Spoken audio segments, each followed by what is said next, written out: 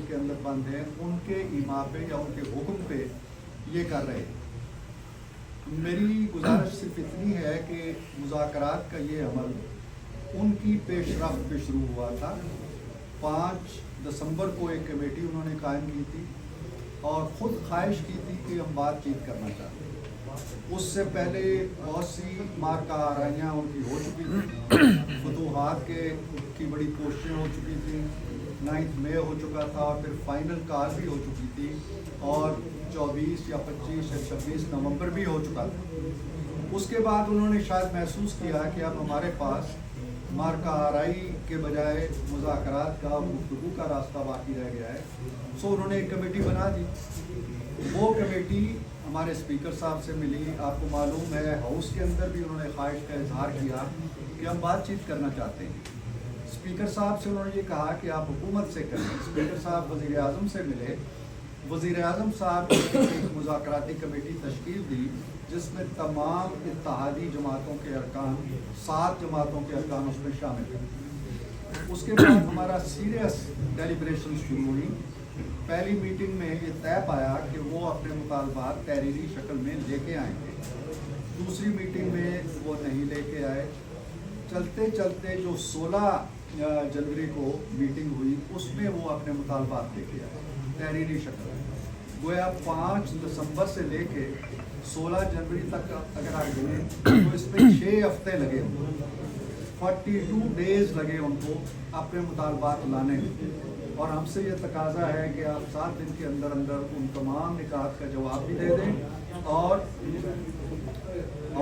उसमें जो कुछ भी हमने कहा है उसका पॉजिटिव और मुस्बत जवाब दें। और जुडिशल कमीशन हमारी शराइत के मुताबिक जिन जजों के बारे में हमने कहा है उनको उसमें डाल के और हमारे मुतालबात को हमारे TOR को उसमें डाल दें। अब हमने उन मुतालबात को ले लिया, बड़ी संजीदगी से ले लिया। हमारी कमेटी उन्हीं 7 जमातों की फिर बैठ गई। हमने डेलिब्रेशंस की, मुज़ाकरात आपस में किए, संजीदगी से किए। परसों भी 2 घंटे बैठे, आज भी 2 घंटे बैठे, हमारा कल भी बैठना तय था। लेकिन आज जो उन्होंने कहा है वो मेरे लिए बड़ा अफसोसनाक है। मैं सिर्फ ये कह सकता हूँ कि जिस जमात ने जो हमसे हाथ मिलाना नहीं चाहती थी, जो समझती थी कि ये चोर हैं, ये डाकू हैं, इनके करीब नहीं जाना, इनसे हाथ नहीं मिलाना, वो हमसे हाथ मिलाने पे राज़ी हो गए। और राज़ी होने के बाद मुझे नहीं समझ आती कि इन 7 दिनों के अंदर ऐसी क्या चीज़ हुई है। ये मैं आपको वाज़ेह कर दूँ, मेरे पास ये उस दिन का एलामिया मौजूद है जिसमें हमने ये वाज़ेह तौर पे लिखा था और इस पर ख़ासी बात बहस हुई थी। हमने कहा था कि दोनों कमेटियों के दरमियान तय पाया कि हुकूमती कमेटी 7 वर्किंग दिनों के अंदर अंदर अपोजिशन के मुतालबात पर अपना बाज़ाब्ता तहरीरी मौक़िफ़ देगी। ये एग्रीड एक राय थी या बयानिया था। अब हमारे ख्याल के मुताबिक वो 7 वर्किंग डेज जो हैं वो पूरे होते हैं 28 तारीख को, और हम 28 की डेडलाइन को मीट करने के लिए अब भी बड़ी तंदही से काम कर रहे हैं। लेकिन मुझे कोई लफ्ज़ मिल नहीं रहे सिवाय इस शेर के कि उनको आने की भी बेताबी थी और जाने की भी जल्दी है बहुत। वो जिस बेताबी से आए थे उसी बेताबी से जा रहे हैं वापस। हम उन्हें कहते हैं कि अभी ना जाएं, कुछ दिन ठहर जाएं, मौसम खुशगवार होने दें, साजगार होने दें। जिन जो अहदाफ आपके हैं या जिसमें आपकी एक्सपर्टीज़ है या जो कुछ आप पहले करते रहे हैं वो 6 दिन बाद भी हो सकता है। हम तो 28 दिन की तारीख दे चुके हैं स्पीकर साहब को कि जी आप इजलास बुलाएं। हम तमाम इनके मुतालबात के बारे में अपने अपने मौक़िफ़ लेके आएंगे। 7 पार्टियां जब मुत्फिक हो जाएंगी, क्योंकि आलमोस्ट एक राय हमारी आलमोस्ट बन चुकी है।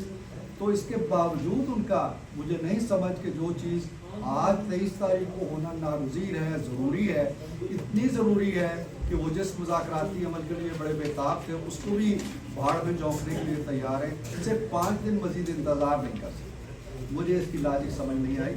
हम समझते हैं कि उन्हें अब भी रिकन्सिडर करना चाहिए अगर उनके इख्तियार में है। अगर वो अपनी पार्टी के बानी की राय से हट के अपनी एक राय बना सकते हैं अली गौहर साहब और हमारी कमेटी के उमर अयूब साहब जो उसके चेयरमैन हैं, सरबराह हैं, या दूसरे लीडर या कमेटी के अरकान। तो हमारी अपील होगी कि वो इस पर ज़रूर गौर करें और इस अमल को न छोड़ें। सियासत में जो मुज़ाकरात होते हैं ये जमहूरी अमल का हिस्सा होता है। अगर आपकी सियासी जमहूरी रवैयों के अंदर रहने और मुज़ाकरात करने की एक्सपर्टी नहीं है, किसी और चीज़ की एक्सपर्टी है, तो भी आप मुज़ाकरात की तरफ बढ़ें। तमाम तर मार्कों के बावजूद हमने बड़े सब्र तहम्मुल से इसको आगे बढ़ाया। आपने देखा है कि खान साहब की तरफ से सिविल नाफरमानी की काल चल रही है। वो बाहर के लोगों को, अपने पाकिस्तानियों को कह रहे हैं कि पैसे ना भेजो। हमने इसको पॉइंट नहीं बनाया, हमने इस पर तसादुम नहीं किया, हमने उनको एक बार भी नहीं कहा कि खान साहब को रोके। इन सारी मीटिंग्स के दौरान हमने पॉइंट आउट भी नहीं किया कि मुज़ाकरात आगे चलते। फिर खान साहब का एक ट्वीट आता है और हमारे वज़ीर आज़म को गाली देते हैं मुंह भर के बहुत बड़ी, और कहते हैं कि ये फलां का अर्दली है और फलां का है। हमने उस पर भी कोई एहतजाज नहीं किया। इनसे पूछिएगा, कोई प्रोटेस्ट हमारा मुज़ाकरात के अंदर भी नहीं हमने किया। हमने कहा कि ये मुलाकात चलनी चाहिए।